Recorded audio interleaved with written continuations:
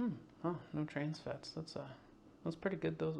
Oh, hey, I didn't see you there. I was just doing some light reading, enjoying some of the finer things in life. Speaking of changed subjects, welcome to the very first episode of my brand new series that I totally plan to make more than one of, Super Medical Fun Time. I'm a medical student, and that means the human body and I have an understanding. I study it, and it makes me regret doing so. Did you know that the human body is actually sometimes pretty cool? Well, my friends, that is what we call a bona fide factual tidbit. Pretend to take a sip from the cup. Ah, that's good. And on this very first episode of Super Medical Fun Time, we're gonna learn all about it. So stay tuned.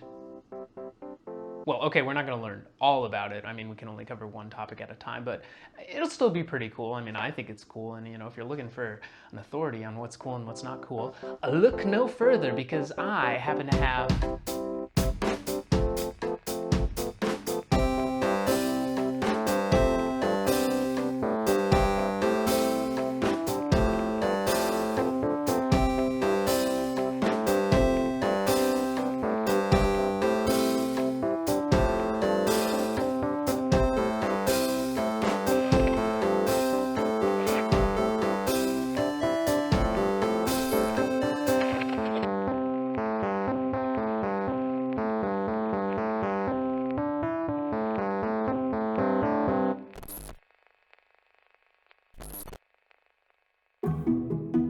As a result of the coronavirus pandemic, blood centers across the country are expecting a shortage of blood products in the coming months. With the government telling us to stay inside and avoid everyone like they're selling It Works, it's no surprise that people aren't donating as much blood as they used to. Unfortunately, the demand for blood is just as high as it's always been, which is why you should consider donating blood. As a general policy for bodily tissues, and yes, blood is actually considered a tissue, I'd advise you to maintain possession of as much of your stuff as you can. Like a Twilight fanfiction blog, just keep it to yourself.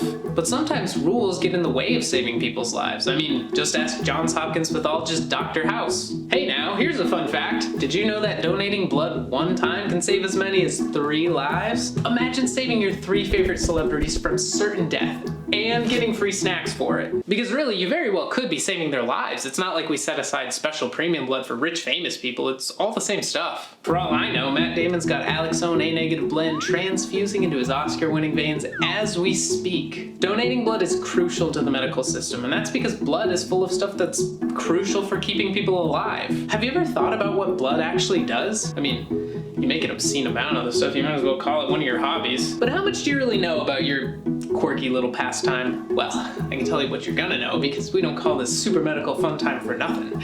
Animation! Blood is the sticky red stuff that circulates around your body and keeps everything working properly. But blood isn't one singular substance like water or peanut butter. No, blood has many components that all work together to keep your body running smoothly. If even one of those ingredients is at the wrong concentration or isn't working right, it could cause disease and possibly require a blood transfusion. But before we get into that, let's talk about what these ingredients are. First, we have blood cells, which come in 2 different flavors, red and white. Red blood cells are the pop stars of the blood. They get all the fame and everyone wants to talk about them all the time. And just like many pop stars, red blood cells don't even make their own stuff. It's made for them and they just go on tour with it. You see, red blood cells don't have a nucleus, the part of the cell with DNA that codes for everything the cell does. So they don't make any new proteins. But that's not really a problem, because red blood cells only have a lifespan of about 120 days before they get replaced by newer, younger copies, just like many pop stars. A red blood cell's main job is to carry oxygen throughout the body, which they do thanks to an oxygen-carrying molecule called hemoglobin, which is what 2/3 of your body's iron goes to. If you're not getting enough oxygen to your organs, you might feel weak, lightheaded, or extremely tired, in which case you might have anemia, a condition in which you don't have enough working red blood cells or hemoglobin to meet your body's oxygen demands. You might also have these symptoms if you lose too much blood through some sort of injury or trauma, but then feeling tired would probably be the least of your worries. Red blood cells come in just one variety, but white blood cells are a little bit different. You see, saying white blood cell is like calling someone Asian. I mean, are they Chinese? Are they Japanese? Are they Taiwanese? Are they Korean? It's just a bit general. I mean, we all still just say white blood cell, but clinically, sometimes it's occasionally important to make a differentiation for the sake of white blood cells are the part of your blood that fight infection. Here's how it works. Some white blood cells have special receptors on them that can detect when the proteins on membranes of other cells just don't look quite right. Something's a little off about that. Almost as if it came from, I don't know, a bacterium? And when it thinks it's found a foreign invader, that cell will release alarm chemicals that recruit a bunch of other white blood cells, and then they all work together to rip it to pieces. But white blood cells don't just fight off infection, they also regulate your own body's cells when they become infected, mutated, or something's just not working right. The same thing happens. One of your white blood cells will notice an abnormal protein on the membranes of one of your other cells, release some alarm chemicals, and recruit a bunch of other white blood cells. Then, they all work together to smash its stupid face in. Now, there are a few common problems that white blood cells can have. In one case, your bone marrow might not be making enough of the little guys. That would mean that you have leukopenia. On the other hand, your bones might be making white blood cells like there's no tomorrow. In that case, you'd have leukocytosis. But worse than either of these conditions, there are quite a few types of cancer that can affect your white blood cells, usually some form of leukemia or myeloma. Next, we have platelets, which are cellular, but aren't cells. Okay, they are cellular, but aren't cells. Write it down, this will be on the test. See, platelets come from cells, very large cells actually, called megakaryocytes. These megakaryocytes live outside of blood vessels and form these little buds that we call pseudopodia, which is a nickname that means false legs for obvious reasons. I mean, look at them. The pseudopodia peek into blood vessels through very small openings and fragment into thrombocytes, or platelets. So these platelets float around in the blood and wait for a signal to clot, like damage to a vessel wall. Then the platelet will bind to a very specific protein and stick to the damaged area. And then a whole bunch of stuff happens, like a bunch of other platelets come around and there are all these chemicals and like 12 different clotting factors that function in what seemed like a really random order, and that's because someone thought it would be a great idea to name them in the order they were discovered, not the order they do stuff in. So now I just have to learn all these different clotting factors, and it's like, oh, first it's 2, then 10, then why? Okay, now we have a clot. Great, we have a clot. So now we have to break up the clot because we don't just want those sitting around, bad stuff can happen. So there are a bunch more proteins that we need to talk about. Can we just skip this? Platelets can also have a lot of stuff go wrong. Sometimes these clots don't work like we'd like them to. Usually platelets plug stuff up like lacerations or abrasions, but sometimes platelets will plug stuff up like arteries or veins, which can lead to things like strokes or heart attacks, not really what we're going for. If you have too many platelets, a condition called thrombocytosis, your risk of these clots is a lot higher. But if you don't have enough platelets, and at this point those of you who took Latin have probably figured out how this works, you'd have thrombocytopenia, and you might not clot enough, which could lead to excessive bleeding and poor wound healing. So that's it for the cellular parts of blood, and that's all well and good, don't get me wrong, but there's still a very noteworthy ingredient that we better mention. And if you've ever made $25 twice a week off your bodily fluids, you've either committed a misdemeanor or you know that plasma is the liquid portion of the blood, and some places will actually buy it off you. But of course they're not buying it from you. I mean, that would be illegal. You're just donating it and they're giving you a gift for no reason. Money changing hands is purely incidental here. But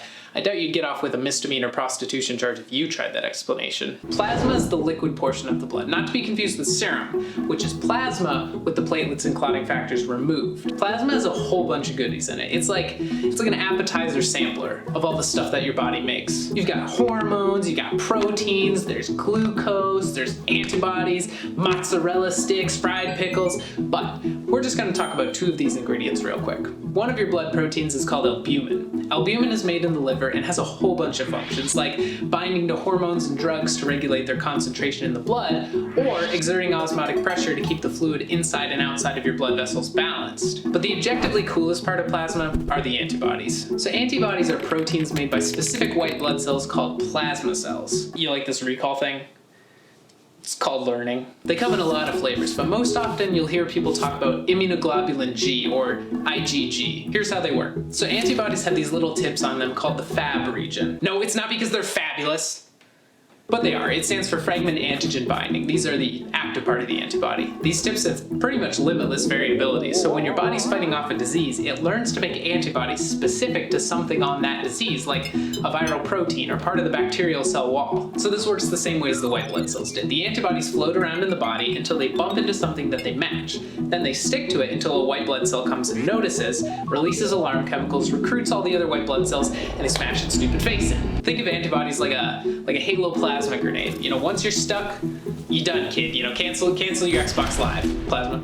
You get it? Is it, you know, blood plasma? Your blood is your life cola. It's that sticky red stuff that gets you up in the morning and keeps you going throughout the day. But what if it didn't? There's a lot that can go wrong in the body, and I only mentioned a few of the problems blood can have. Now, for most serious problems with the body, there are medications that can be given that will help you recover over time, but you need your blood working for you all the time. If someone gets hit bad in a car accident and they're losing blood fast, a doctor could stop the bleeding, but if they're not getting enough oxygen to their vital organs, they're in serious trouble. A medication to help regenerate blood would take a month or two to go into full effect, and when you need blood, you need it like now, and we don't make artificial blood. Someday, you might be the person that needs blood now. There are a lot of conditions that could require blood transfusions. Maybe you'll have cancer when you're older. Maybe your liver or kidneys will malfunction. Maybe you'll be in surgery and something will go wrong. Maybe you'll be hit by a car. Or maybe you'll hit someone else with a car, and the only difference between a personal injury lawsuit and vehicular manslaughter is whether or not they have enough blood for that person in the emergency department. Like I said earlier, as a general piece of blanket advice, I recommend that your bodily tissue stay where it is right now. But I'm gonna make an exception just this once and say, you should donate blood. It doesn't take very long. You'll probably get some free stuff, some snacks, and you'll legitimately be saving people's lives in a way that can't be replaced. And besides, you make so much of this stuff. Don't be selfish, okay? Share your secret recipe with the world. And hey, it's a great place to meet nurses. They make great wives. And yes, I know there are male nurses, but I didn't marry one, so how do you expect me to comment on, oh, hey look, it's Gavin. He just gave blood.